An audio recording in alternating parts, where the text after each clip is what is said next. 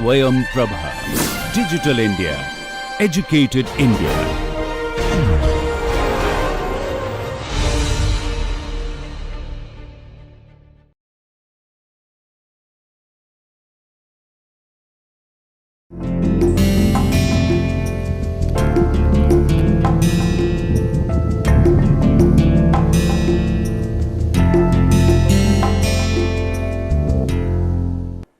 Hello viewers, welcome to MOOC's online course on visual perception and art, a survey across the cultures.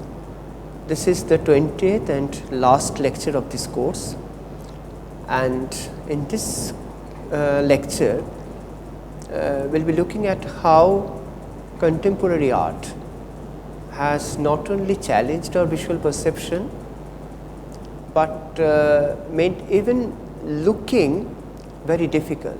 Looking in the sense of looking at a work of art, looking at a sculpture, looking at a painting, because in the first place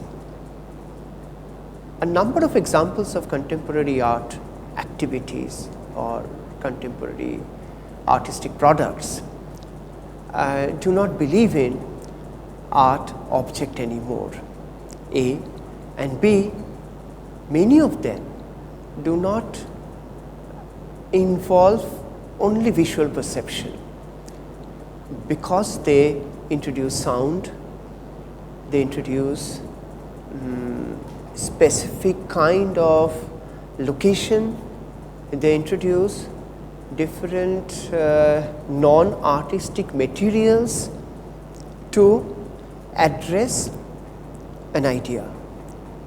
So it's not that only our visual perception gets challenged. It is also about what are the other perceptions that we need to include within the purview of visual perception if we are to address or at least understand or look at contemporary art of certain kinds. Now, contemporary art challenge the notion of visual perception in many ways.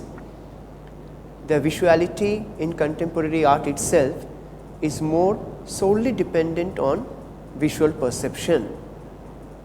To a great extent, it involves conceptual ideas, intellectual experiences which are far beyond any visual perceptions, yet many contemporary art affect our visual perception only. So, in other words, if we look at it from the point of view of visual perception, actually the visuality that we see in contemporary art is no more about only visual perception. It is actually more about ideas, it is more about intellectual experiences. But on the other hand, it has deeply impressed our visual perception. And most importantly, the contemporary art does not refer to simply painting or sculpture only. So the looking becomes a difficult process now.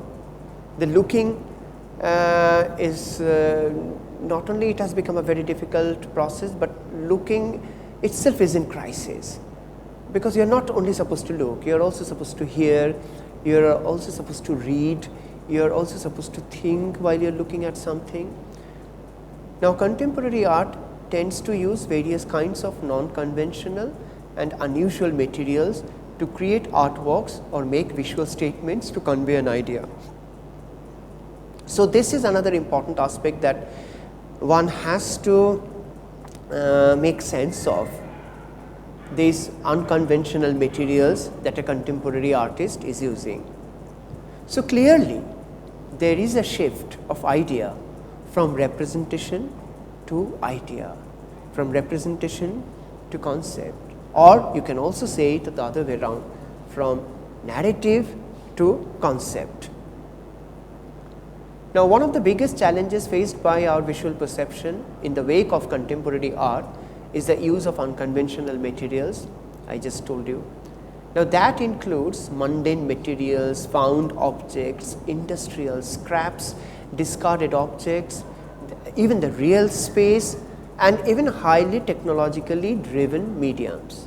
For example, when you look at this painting which is there right on your screen now, looks like an abstract painting, but actually it is not a painting, it is a photograph of assemblage, and only when you look at them very close you realize it is a whole heap of discarded mobile phones. So, this kind of artwork has a name for itself, it is called junk art or junk sculpture. Now, never before modern art has anybody tried to use junk. Of course, we have seen in early modern art artists like Picasso using scrap material, but not exactly junk, not exactly things which people have discarded once and for all. Now, conceptually we can understand the purpose of making such a junk sculpture, because it is connected to an eco-friendly concern, it is connected to environmental concerns. But at the same time, how do you look at it? First of all, because the visual perception that is generally used to understand, enjoy and appreciate a work of art is mostly about representation. Now, if you said this is also a representation of an idea of a decay, of a discarded material, of the whole state that now our world is full of such discarded junks. So, art cannot be kind of pretending, cannot pretend as something that is very beautiful and soothing, because the world around has become a complete junkyard. So, when thinking about these things, these ideas, we can make sense of it, but then by going through this thinking, we have already informed our visual perception to accept this kind of work as a work of art. So, when you look at these photographs very closely, what looks like an abstract pattern, almost like a Jackson Pollock painting from distance, it kind of exposes itself to a terrible kind of situation of modern life, which is nothing but a world that is full of junks and discarded objects like this. So, when artists began using this kind of junks and scraps to create artworks, then sometimes it is difficult to even use the term artwork, because when you see this kind of works in progress or in its final stage, you can also feel that it is less about art per se, and it is more about a very strong visual statement in association with a specific concern. So, those junk sculptures or compositions that we have just seen are certainly a visual statement about a very specific concern. So is this. Now, it is also true that contemporary art practices like installation art, video art, new media art have challenged and redefined visual perception in significant ways. One of the major factors that affected our way of looking at art is the introduction of real time as an essential part of a work of art, particularly when you are looking at video art, when you are looking at an ongoing installation, when you are looking at new media art where things are moving or moving images being displayed, and when you are looking at a work of art not as something static anymore, but something that is continuously in progress, which is very different from the kind of visual perception we have when we look at sculpture or painting as a fixed static object. But here we are looking at sculpture and painting. We are actually not looking at sculpture and painting, we are looking at certain artistic processes which are always in motion.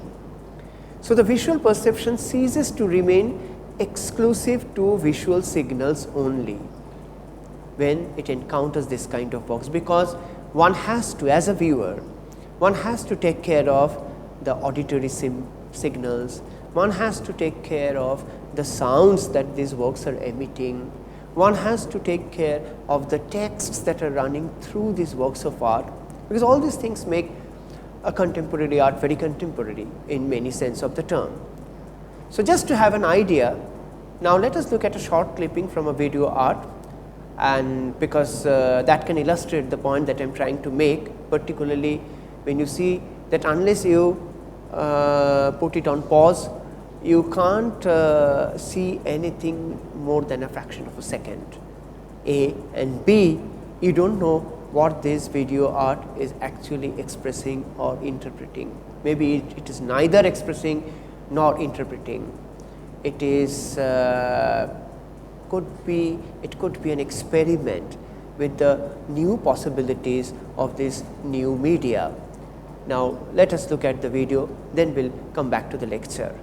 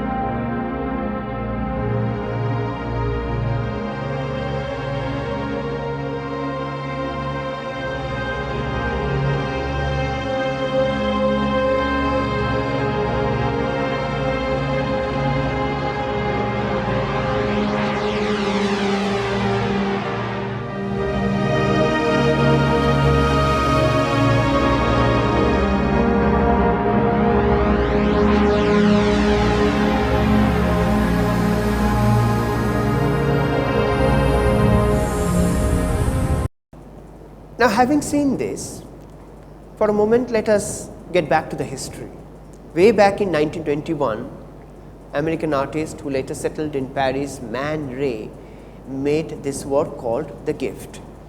The entire work is made up of ready-made objects or materials. The work does not represent any object, though the font clearly suggests a flat iron. So, the work object represents an idea, A and B. The fact that the artist has not made or created anything by himself, he has only picked up the ready-made objects from around or maybe shop or from industry and factory and used it in a way so that it becomes, if not a work of art, but a new visual statement, a new visual communication. And this is what many of these artists, whether it is Man Ray or Marcel Duchamp, they were thinking about. Rather than representing or expressing, they were thinking about making a very strong visual comment, a visual statement on an idea or on a concern or on a particular issue.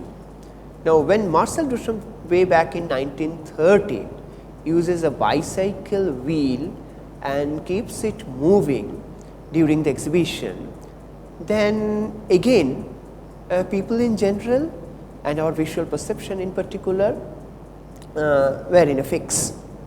I mean, because none of the elements that you see here is made by the artist himself. Here you do not see a work that is manually made by an artist. He simply collected the bicycle, he put a motor, he is getting it moving and rotating all the while, and he just got it fixed on the top surface of a stool.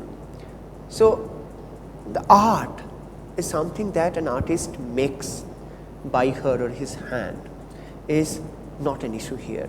So, this is what our visual perception is habituated with, and this is what our visual perception fails to find here. So, again it needs a major kind of overhauling and transformation now. So, to challenge accepted notions of art, what Duchamp selected was mass produced, often functional objects from everyday life for his artworks, which he called ready-mades.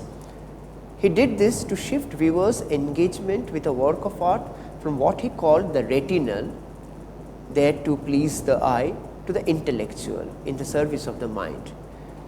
Now, if visual perception is understood to be entirely a retinal thing, then of course, when we encounter works by Duchamp or Man Ray, we have our visual perception has no function there. But probably because Duchamp was aware of the fact that even visual perception is also somewhere engaged with cerebral operation and intellectual kind of engagement. So, instead of using the term visual perception here, he uses the term retinal. So, this is what he wants to do to engage the viewers with the intellectual aspects of a work of art rather than the retinal, and by doing so Duchamp subverted the traditional notion that beauty is a defining characteristic of art. No, beauty is not a defining characteristic of art anymore. That has already been established also by constructivists and many other artists, and by using these non-conventional materials and methods and mediums, Duchamp is further establishing this idea that art is no more about beauty, it is about visual statement, it is about the materials, it is about the techniques, it is about the more intellectual concerns. Now, the first now lost kind of object thus made was made in 1913, almost 40 years earlier, because the materials Duchamp selected to be ready-mades were mass produced. He did not consider any ready-made to be original. Now, this is another very crucial thing for our understanding of art, because as far as our understanding of art is concerned, we know one work of art exists as a unique piece in the world. You do not have two Mona Lisas, right? You do not have two Ajanta paintings. You have one set of Ajanta paintings or one Mona Lisa. But now in contemporary art, from way back in 1919, early 20th century, some of these people like Duchamp and Man Ray, since they were working with ready-mades, so it naturally suggests that that work of art can again be made, because you are working with ready-mades, industrial product, you are not making it by your hand. And because of this possibility, now that there is possibility of making this work again, so the idea of original work is completely irrelevant now. But the kind of visual perception with which we have been looking at a work of art so far, we always knew that a particular work of art can be made only once in one lifetime. If you repeat that, it can only be a copy, but original will remain original. And so there is the whole kind of interest and a faith in the originality or the original piece of a work of art. But Duchamp completely brushes away all those ideas.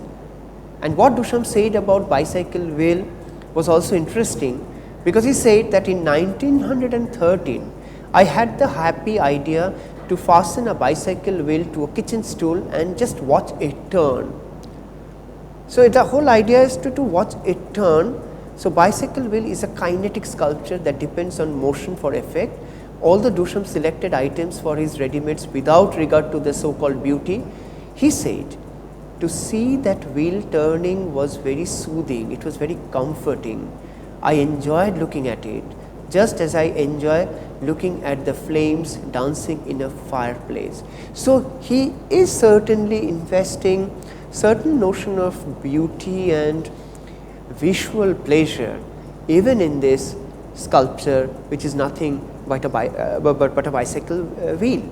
So by encouraging viewers to spin the bicycle wheel, Duchamp challenged the common expectation that works of art should not be touched. So this is also interesting. A work of art should be only visually perceived, visually seen, and visually made sense of.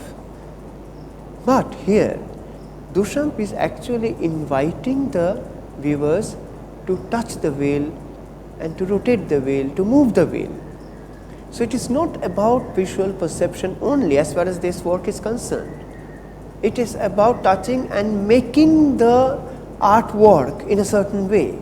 So, what kind of visual perception then we need or what kind of changes we need in our visual perception to accept this kind of experiments, or for that matter this one, the very famous sculpture by Marcel Duchamp, which is called Fountain, made in 1917, and it is no sculpture at all because it is simply an industrially available and a factory made porcelain urinal kept upside down. But then we have somebody like Picasso who also created, and he loved to create an ambiguity between material and representation. So, there is a sculpture which also looks like an object. For example, this bull which he made in 1942, but when you say he made in 1942, then immediately comes the question that did he actually make it or he simply assembled it? Because what you see here, there is not a single element which Picasso made by his hand. He used a bicycle seat and he used a bicycle handle, but placed them and juxtaposed them in such a way that it looks like a bull head. So, again it is not the handmade product that has any role to play here, but it is the idea, it is the intelligence that the moment, and it is also an artistic kind of ability to see things which are not there. Nobody would ever see the head of a bull in a bicycle seat, but Picasso saw that, and Picasso also saw that if he could place the handlebar of the same cycle with the cycle seat attached to it in a certain way, it might look a bull's head with a pair of horns. So, there is an artistic intervention, a very aggressive intervention in a way that a new kind of visual perception begins to emerge. And that in fact prepares us also to accept this kind of works where you do not find anything hand painted, but full of materials, elements collected from the market, like this work or this work. So, where then is the artist's involvement? Of course, there is a visual perception, a visual idea to envisage, to be able to imagine a work of art like this, and there is also a great faith and ability to see one's own idea in the industrial and commercial objects like this, which are very mundane, very common, and often aesthetically also not very refined. But after one is able to imagine the possibility of using them in a certain way, then it is definitely it begins to assume, it definitely begins to assume not only meaning, but begins to assume an intellectual life. Or for that matter this one, again a ready-made object, but turned into a work of art in the form of a visual statement. Now, visual perception may get considerably meaningful and socio-culturally informed even in a painting like this. It is the meaning or the content of the painting that alters our visual perception. So, what we look at in this painting here is of course the figure of a human being. Then immediately we notice that this figure, the anatomy of this figure is made up of various kinds of commercial brands and nothing is. So, this figure is actually a consumer.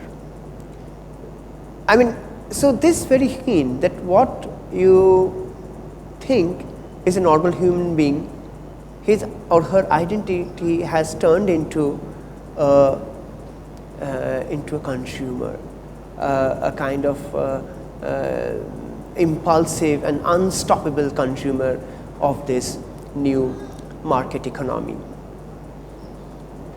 And we also have what we call public art.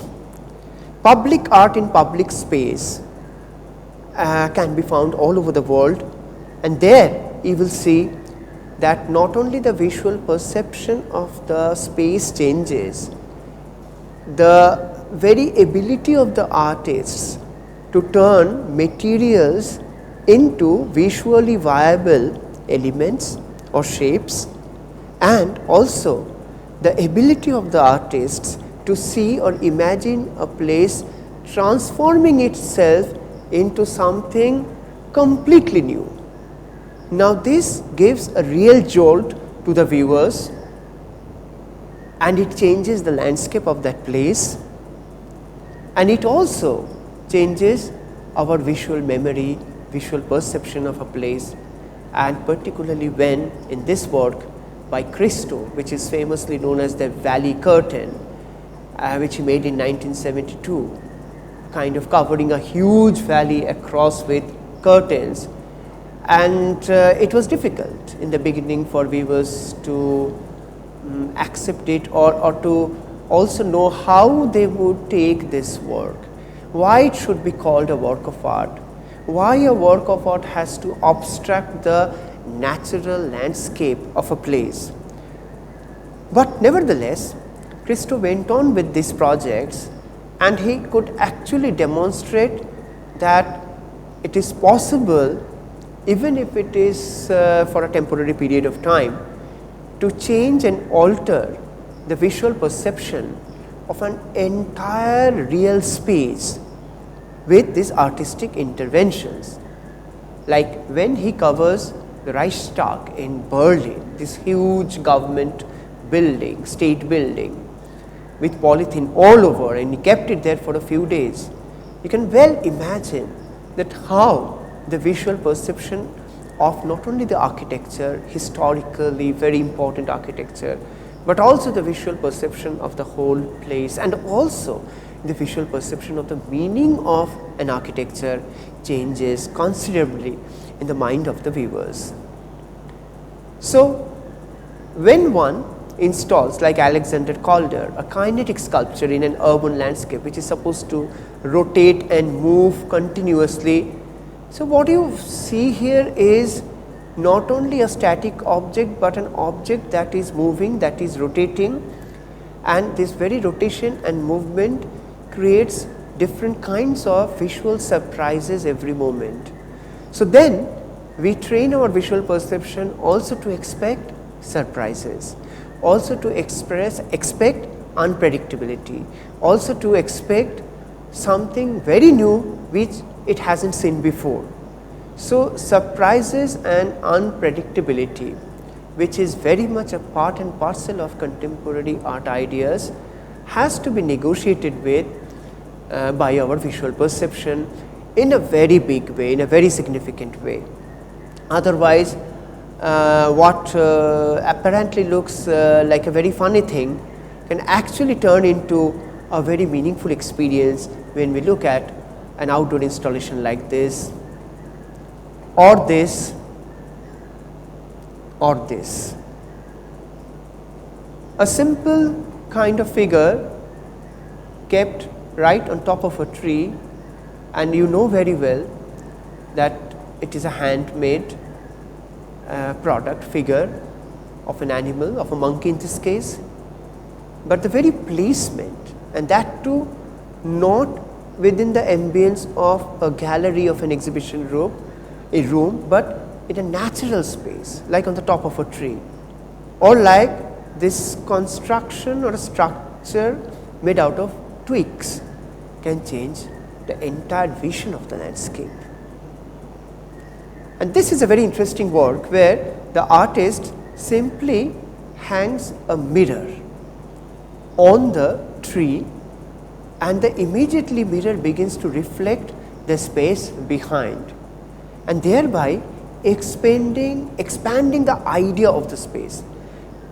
Literally, of course, the space is not expanding, it is only the mirror view of the space behind, but it continuously creates an illusion of a large expanding space.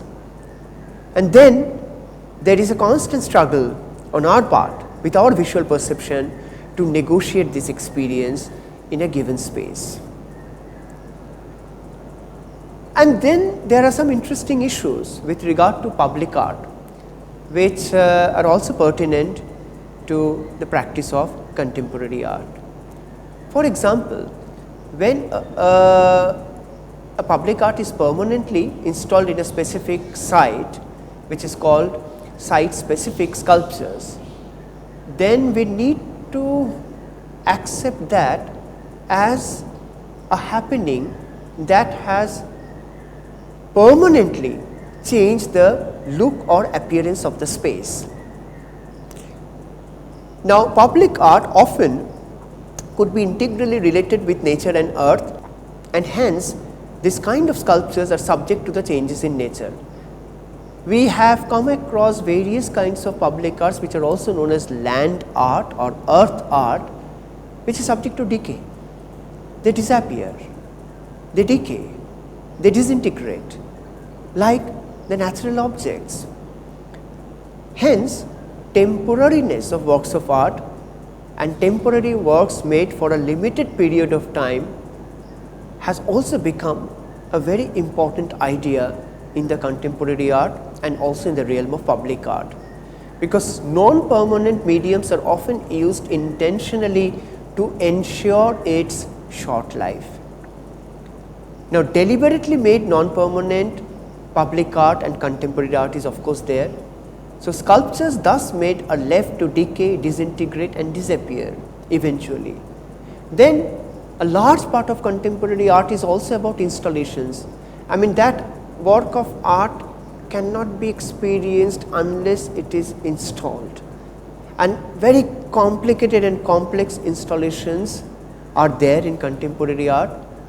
Right after this, we will look at a clipping of a video of a frieze art fair which takes place in London, and this is a video from one of those previous frieze art fairs, and even this short clipping reveals that most of the contemporary artworks are so much about installation that the moment that work of art is taken out from the gallery, it ceases to exist. Not only that it has to be installed somewhere, but it requires so much of gadgets. These works require so much of technologies and technical devices that you simply can't leave it as a work of art in your studio, in your room. What you get back after the show is over is a box full of scraps and junks which you need to reassemble again if you are to show it to some other people at some other place.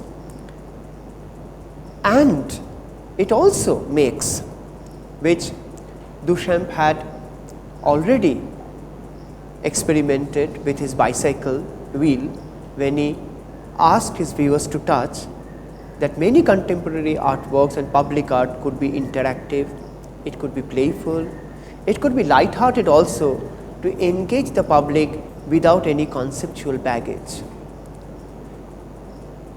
By and large, many contemporary art want to engage the public.